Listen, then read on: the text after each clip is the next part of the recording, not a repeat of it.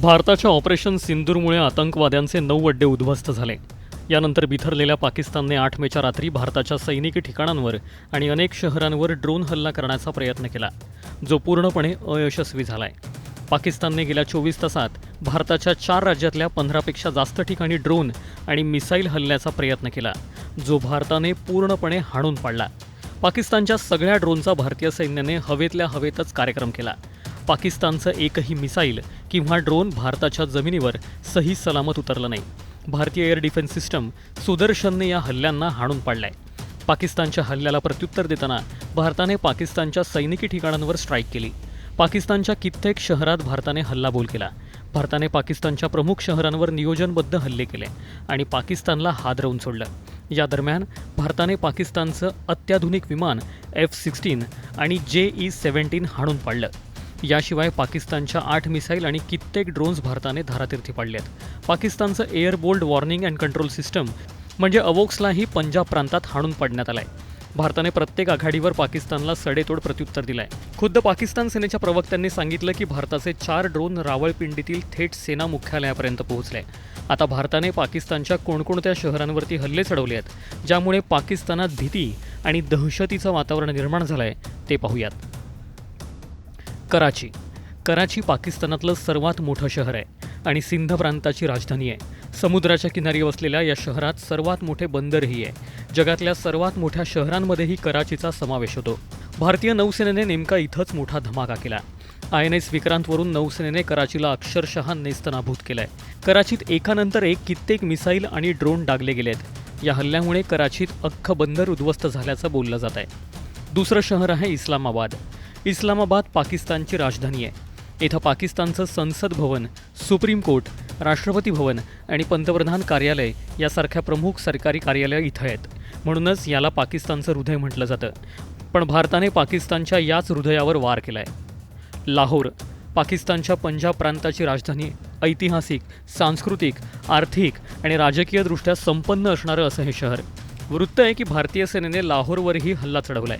इस्लामाबादमध्ये पाकिस्तानी सेनेचे प्रवक्ते lieutenant general Ahmad Sharif Chaudhari यांनी लाहोरसहित गुजरावाला, चकवाल, बहावलपूर, मियावाली, कराची, रावळपिंडी आणि अटकमध्ये भारतीय ड्रोन हल्ले झाल्याची माहिती दिली आहे. पेशावर ही खैबर पख्तूनख्वा प्रांताची राजधानी आहे आणि हे शहर पाकिस्तानमधील सर्वात जुन्या आणि ऐतिहासिक शहरांपैकी एक आहे. पेशावर हे खैबर पख्तूनख्वाचं आर्थिक केंद्र आहे. भारतानं डागलेल्या गोळ्यांनी या शहरालाही हादरवून सोडलं आहे, ज्यामुळे लोकांची प्रचंड तारांबळ उडाली. रावळपिंडी हे इस्लामाबाद जवळचं एक मोठं शहर आहे आणि पाकिस्तानचा आर्थिक, सांस्कृतिक आणि ऐतिहासिक वारसा जपणारं हे शहर आहे. 1971 नंतर भारताने रावळपिंडीवर पहिल्यांदा थेट हल्ला चढवलाय.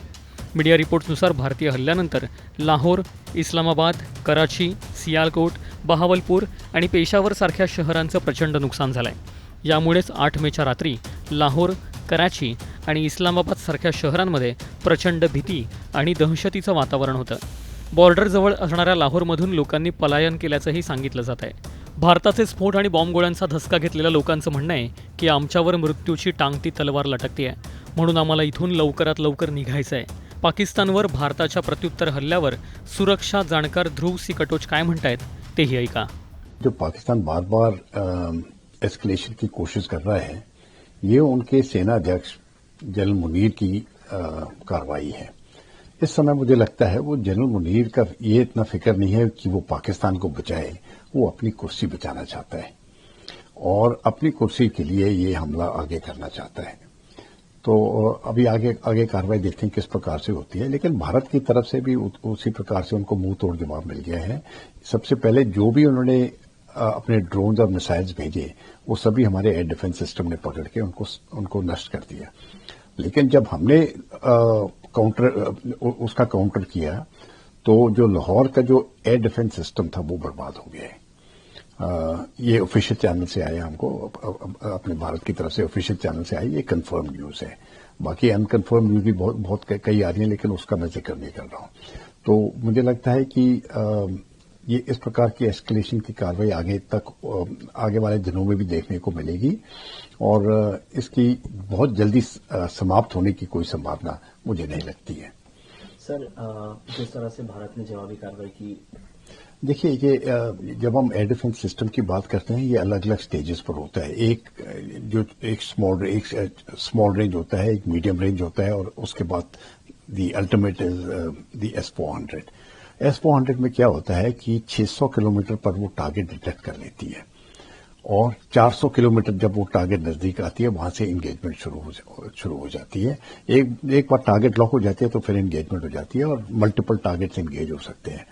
लेकिन इसका मतलब नहीं है कि जो भी हमने ड्रोन्स गिराए या मिसाइल्स गिराए वो S-400 से हैं।